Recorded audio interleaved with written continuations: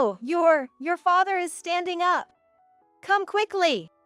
In my surprise, my voice broke into a strange squawk. No way. What the? Echoed my husband in equal shock. Seeing our astonishment, my father-in-law gently said, Well then, shall we get going? To our spa retreat. My name is Rachel. I'm a 55-year-old housewife. My husband, Bob, is an ordinary office worker of the same age. Our son, Michael, is also an office worker, married, and a father to a baby boy not even a year old. His wife is a very nice person and our family relationships are good. However, the discord with my husband's family was always a problem. This goes back to when we decided to get married. At the age of 27, we were colleagues in love. I had heard that he came from an ordinary family, but when it came time to get married, it turned out that his family was actually wealthy and all his family members had impressive backgrounds. His parents had been successful in running a trading company, and his younger brother, Kevin, who is 2 years younger than Bob, had graduated from a prestigious university and was actively running an IT company. By the way, Kevin had already been married and his wife was a successful career woman. During the meet and greet with his family, my mother-in-law landed the first punch, "You're the one? As expected, you seem to have no outstanding qualities. You must be happy to become the bride of a wealthy family like ours." Furthermore, the mother-in-law and Kevin's wife got along very well. I felt a bit uneasy, but I believed Bob when he said, "Don't worry. I've always been disliked by my mother, and I've had little contact with the family." And we got married as planned. Ever since we got married, my mother-in-law has been making snide remarks at me. When I gave birth to our first son through a difficult C-section, she said, "C-section is such an easy way to give birth." Kevin's wife gave birth naturally, and it was a breeze. High-achieving career women just operate on a different level. When our son entered elementary school, she said, "Kevin's kid goes to a famous private school." Bob remained calm, but one day he told me this story. "I've always been compared. No matter what I did, I was always just average, while Kevin was smart, good at sports, and could do anything. So, Mother always showed interest in him.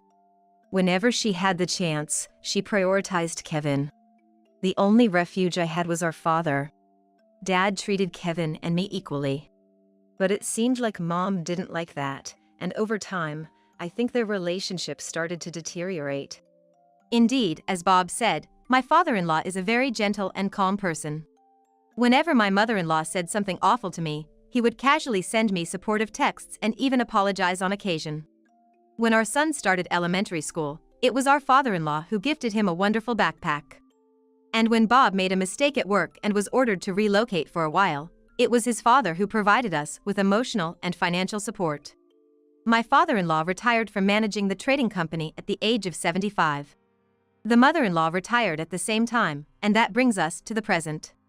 I have grown to feel an indescribable sense of gratitude towards my father-in-law. However, my father-in-law fell and hit his tailbone. It seems he slipped on the stairs at home. When we rushed to Bob's parents' house out of concern, we found the mother-in-law and Kevin's family there. The mother-in-law said, "You are so careless. You need to rest for a while." "So, I've been thinking about moving in together." Us, my husband asked, to which the mother-in-law replied, "Of course not. Who would want to live with plain folks like you who are content with mediocrity?" I meant Kevin and his wife. They're top-notch in everything, so I don't have to worry about my old age. And that's how the cohabitation with their parents and Kevin's family began. Our house and my husband's parents' home are just about a 10-minute drive away. As expected of a wealthy family's home, it's a magnificent house with even a small pond in the garden, looking like a mini park. My father-in-law, who loves gardening, had planted many colorful flowers in the yard. Not long after they started living together, I visited my husband's parents' house to check on the situation. When I went into my father-in-law's room, believe it or not, he was laid to rest in a dimly lit corner of the walk-in closet. But that's not all. The study that my father-in-law had been using before his injury was now being used nonchalantly by my husband's younger brother. I was so shocked by the situation that I complained to my mother-in-law.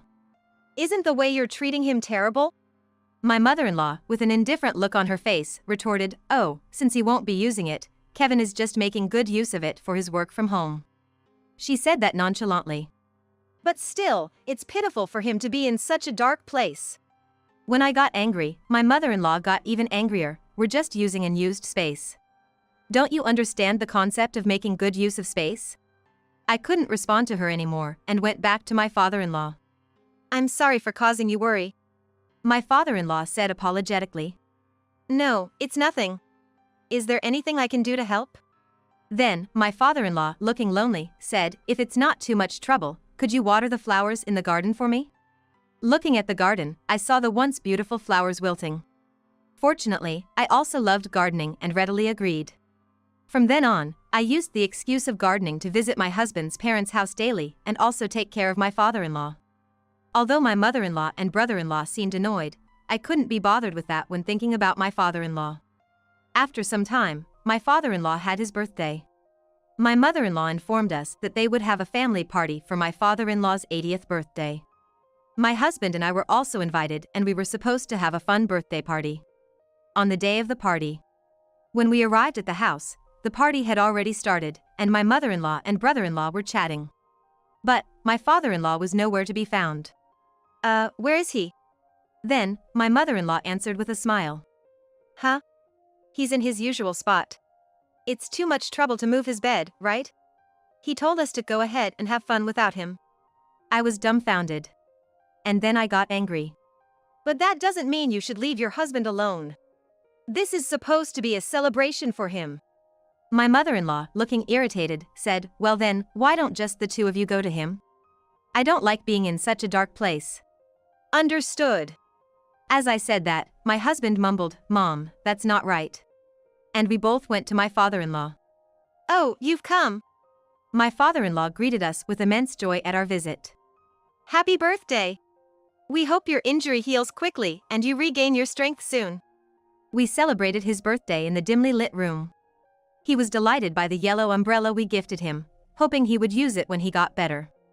He stared at it happily for a long time.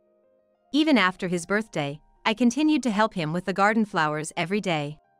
However, he remained bedridden. Then, one day, something astonishing happened. As I arrived at my husband's parents' house early in the morning, my mother-in-law and brother-in-law, with their large suitcases, appeared in front of me. Well, take good care of him, okay? What? What do you mean? Surprised, I turned to my mother-in-law, who said, we're off to a week-long trip to Hawaii. It's obvious if you look. Really, you can be so slow. I wasn't informed about any trip. I replied. There was no need to tell you. After all, you're here every day taking care of my husband. What? What about him? He'll be fine if you take care of him. We can't take him along.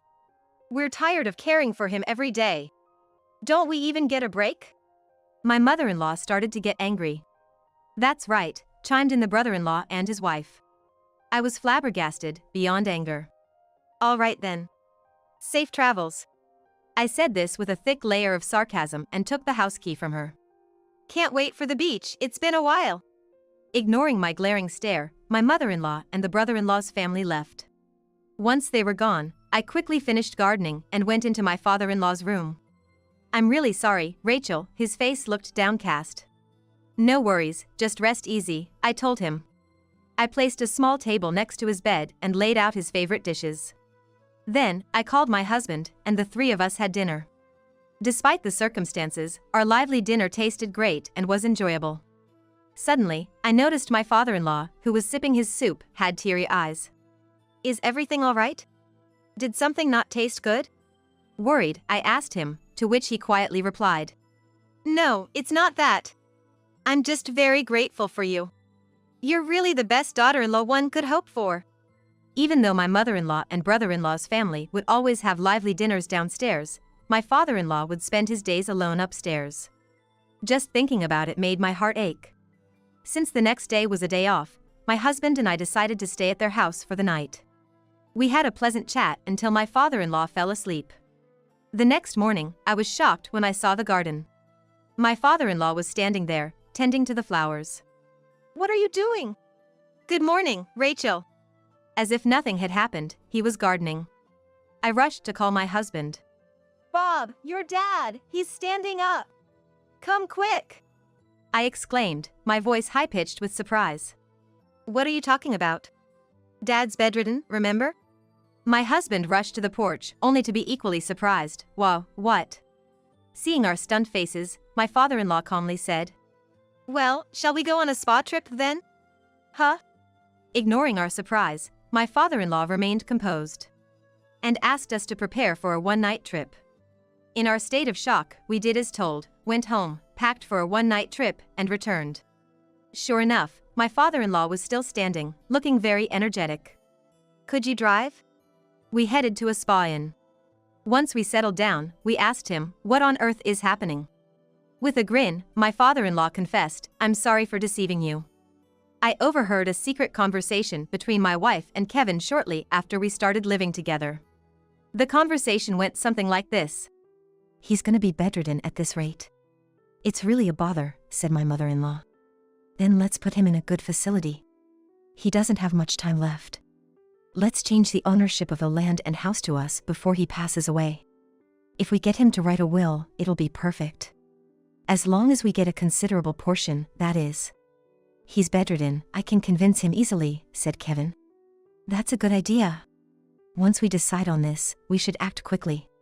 When we return from the vacation in Hawaii that we're gonna take with his pension savings, let's put our plan into action, said my mother-in-law.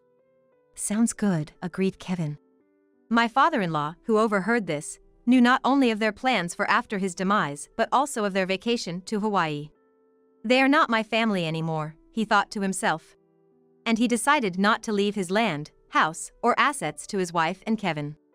To fool them, he decided to pretend to be bedridden and maintained his leg strength by walking around the second floor when no one was around. And so, he had been thinking all along about who to let inherit the estate. My father-in-law said proudly, I've been feigning bedridden all this time, waiting for the right opportunity. I want you all to inherit my estate. My mother-in-law and brother-in-law, who had been enjoying a trip to Hawaii, returned home a week later. By that time, my father-in-law had already consulted with a lawyer he had hired in advance and had transferred the ownership of the land and house to my husband. Furthermore, he had finalized a will regarding the inheritance. Then, on the day of their return, my mother-in-law and others were surprised to see my father-in-law walking briskly around. What's happening? They exclaimed in astonishment. He told them, we need to talk about the future. Come to the living room now. He called all the family members into the living room. Hey, why are you standing? My mother-in-law asked, shocked.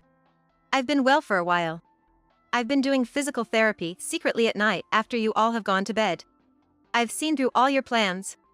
What plans? My mother-in-law played dumb.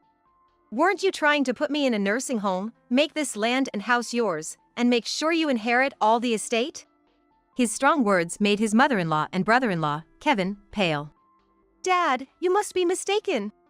I've heard with my own ears the conversation you had with her in my room. There's no mistake. You must have enjoyed the Hawaii trip with the pension I had saved. It's easy to see if you look at the bank book. He glared at them and said, first of all, about this land and house, I've decided to give them to my eldest son, Bob. He spread the deed on the table. What? His mother-in-law and Kevin were petrified. There's more to it. He continued the conversation regardless of their reactions. I've decided to ask Bob and his wife to manage my estate. I've made a will too. Why? No offense, but Bob is just an average worker. We can manage money better. After all, we run a business. Kevin finally interjected. Managing money is indeed challenging. That's why I've introduced them to a competent lawyer and tax accountant. But Kevin is superior to Bob in every aspect. He spoke sternly to his persistent mother-in-law. Kevin, isn't your company on the verge of collapse? What? How do you know that? I have a friend who's well informed about business matters. Your company is seeking large loans, but you have no hope of repayment, do you? What? At my father-in-law's accusation, my brother-in-law Kevin started to panic, looking like he might spit up his drink. You know, the other day a reporter from the Financial Times came to interview me. He was talking about investments or something like that. My husband responded, laying a business card from the well-known newspaper on the desk.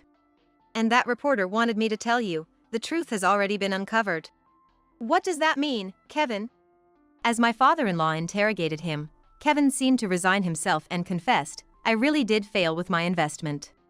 I got carried away by a fellow entrepreneur's sweet talk. I rounded up investors and handed the money over to him, and then he disappeared. He ran off with the money.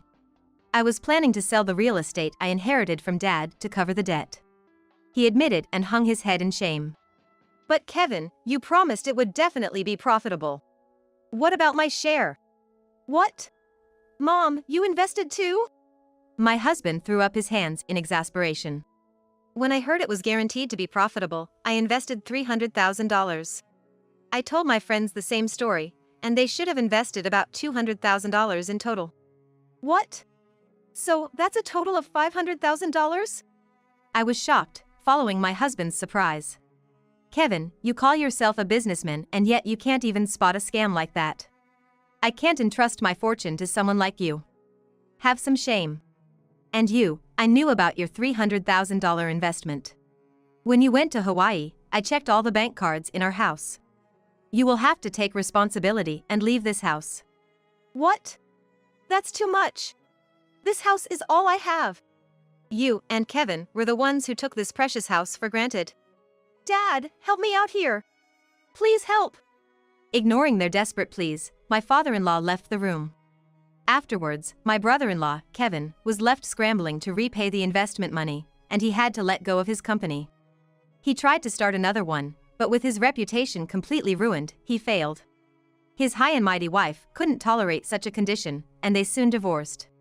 The mother-in-law, whom she used to get along with them so well, turned hostile due to financial strains, leading to constant quarrels towards the end. My father-in-law and mother-in-law also ended up divorcing at a very old age. When it came to the division of assets during the divorce, the majority of the funds had to be used to repay the investments made to the mother-in-law's friends, leaving them with virtually nothing. Divorced and in a financial pinch, my mother-in-law is getting by with the little money she gets from my father-in-law every month, but all we hear are complaints. She lost her family, money, and is now living alone in loneliness. I bumped into her in the neighborhood the other day. She, still prideful as ever, claimed that living alone is comfortable, but her loneliness was clearly showing. As for me and my husband, we decided to live with my father-in-law. I spend my days enjoying gardening with my father-in-law in our spacious backyard. Furthermore, our son's family welcomed a new member, a girl, which made our family more lively. Above all, seeing my father-in-law looking so happy is the best. This is because his grandchildren and great-grandchildren come to visit every weekend. When it rains, my father-in-law would happily go for a walk, using the yellow umbrella I gave him. Seeing him like this, I feel content every day.